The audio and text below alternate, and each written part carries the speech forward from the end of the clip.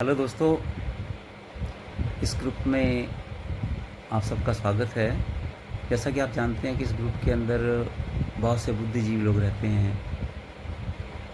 कई कानून के व्याख्याता हैं, कई टीचर हैं, कई इंजीनियर हैं, कई किसान हैं, कई स्टूडेंट हैं, कोई बिजनेसमैन हैं, पत्रकार हैं, गृहिणियाँ हैं और न जाने क्या क्या काम करने वाले सभी इस ग्रुप में जुड़े हुए हैं। तो मेरा एक ही मकसद था कि हम आपस में अपना जो ज्ञान है इस ग्रुप में साझा करें, ताकि कोई संभावित खतरा या संभावित हानि होने वाली है उसको हम लोग बचा सकें। थोड़ा वक्त ज़रूर निकालिए, ग्रुप में ऐसी चीज़ें डालिए जो आप सबके काम आती हो सकता है मेरे को बाकी चीज़ों का ना नॉलेज हो, लेकिन बैंकिंग के बारे में थोड़ा बहुत मुझे नॉलेज है, मैं बैंकिंग का बताऊँ। आपको बिज़नेस का नॉलेज है, बिज़नेस का बताइए। आप टीचर हैं तो आप किस तरह से बच्चे को कहाँ पढ़ाना चाहिए, उसका कैसे कैरियर बनाना चाहिए वो बताइए। और इंजीनियर हैं तो आप बताइए क्या हम करें जिससे हमारे घर के अंदर जो इंजीनियरिंग की आवश्यकताएं होती हैं वो पूरी हो सकें। अभी 2 दिन पहले अपने सेक्टर 6 में एक फ्रॉड हुआ है। किसी ने किराए के हिसाब से पैसे निकाल लिए। तो मेरे साथियों ने कहा कि सभी ऐसे कैसे हो सकता है कि हम जब तक उसको ओटीपी नहीं देते हैं या हम उसको कुछ बताते नहीं हैं फिर भी पैसा कैसे निकल जाता है। तो थोड़ा मैं आज बताने की कोशिश करूँगा, वीडियो थोड़ी लंबी हो सकती है।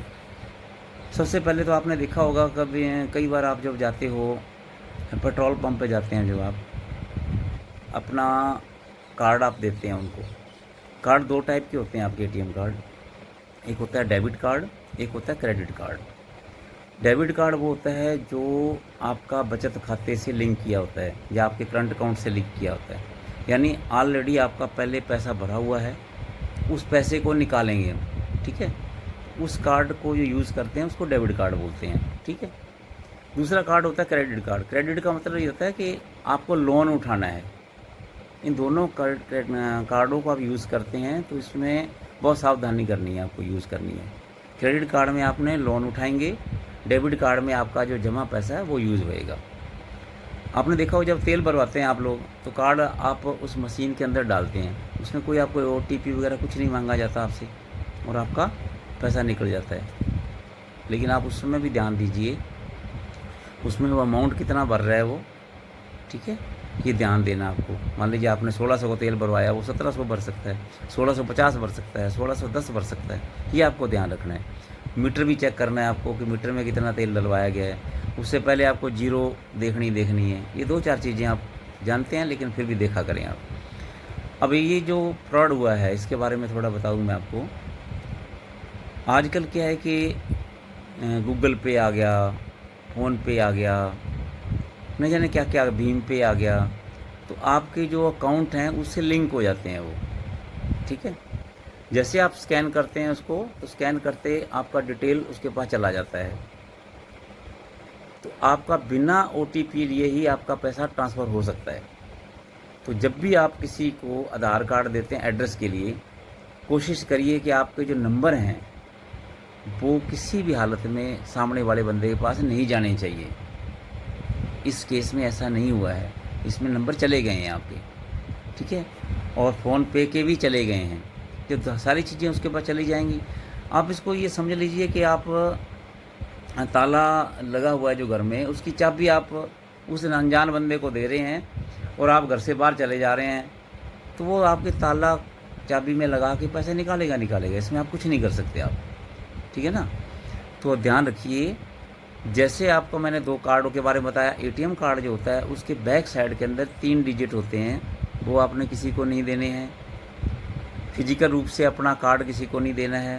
पूरी की पूरी जिसमें नंबर आते हों वो आपने किसी को नहीं देने हैं। ये छोटी छोटी बातें आप ध्यान रखेंगे तो आपके खाते से पैसा नहीं निकलेगा।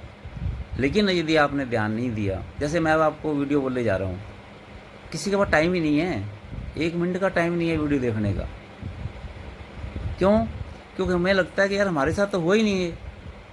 हमारे साथ भी हो जाता है, बैंक वालों के साथ भी हो जाता है, पीलीबंगा के पीएनबी के ब्रांच मैनेजर के साथ भी हुआ है, ये किसी के साथ हो सकता है। ये बिल्कुल वैसा ही है जैसे रोड पे चलते हुए किसी के साथ एक्सीडेंट हो सकता है, ये भी एक तरीके का एक्सीडेंट है।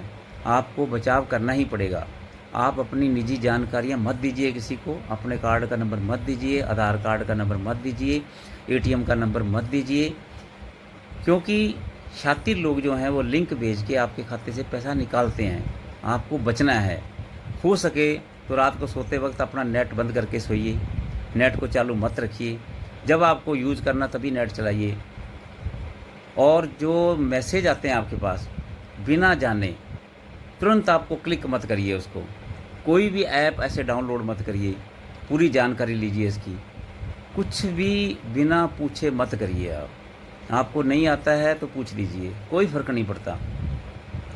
सबसे ज़्यादा फ्रॉड बैंक में पहले होते थे कि आपको लॉटरी निकली है। अब लॉटरी वाले तो लोगों को समझ में आने लगी।